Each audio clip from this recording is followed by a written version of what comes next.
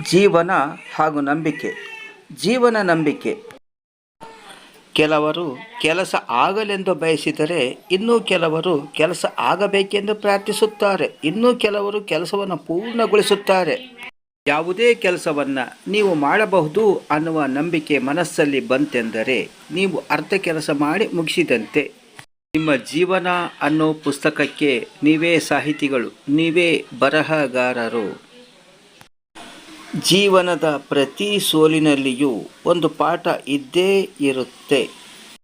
ಯಾವುದೇ ಗುರಿ ತಲುಪಲು ಬೇಕಾಗಿರುವುದು ಸರಿಯಾದ ಯೋಜನೆ ಹಾಗೂ ಮಾರ್ಗ ಮತ್ತು ಧೈರ್ಯ.